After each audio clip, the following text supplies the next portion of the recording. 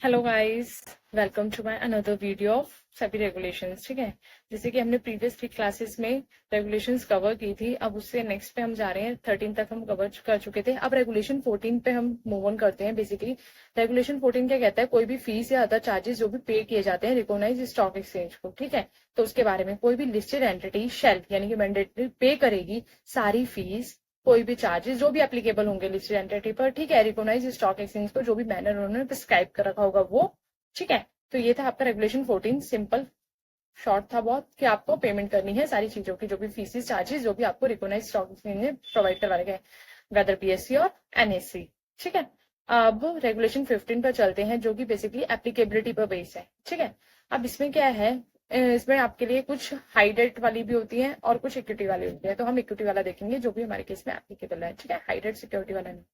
Regulation 15 क्या कहता है, regulation 15 subsection 1, the provision of this shall apply to listed entity which has listed on its specified security।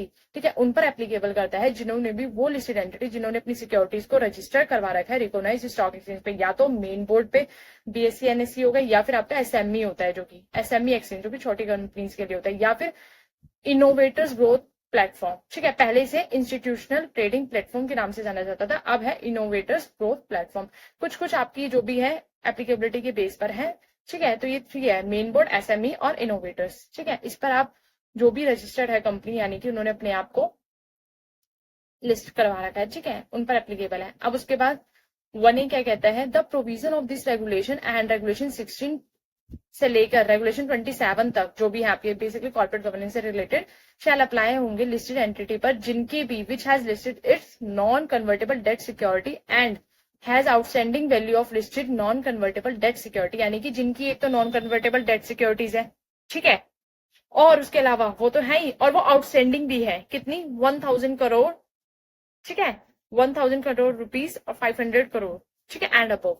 ठीक है, तो हमने पढ़ा 1000 crore rupees, 500 crore and above, तो बेसिकली उन पर एप्लीकेबल है। ठीक है, अब प्रोवाइडेड इसका एक प्रोविजो है, in case of value of outstanding listed यानी कि जो भी इनकी आउटस्टैंडिंग वैल्यू है नॉन कन्वर्टेबल डेट्स की, अगर इक्वल है या इससे ग्रेटर है, जो हमने अभी थ्रेशोल्ड लिमिट पढ़ी। ठीक है, अगर 1000 crore during one course of year यानी कि वन फाइनेंशियल ईयर में, तो high value debt listed entity shall ensure, तो ये उनके लिए है हाई वैल्यू डेट एंटिटी।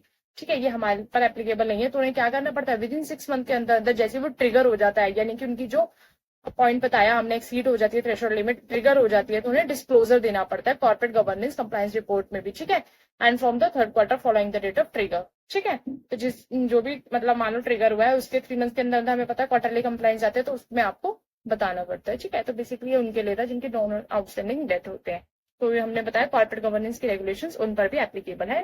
ठीक है, आज के लिए इतना ही। Okay, thank you, bye bye.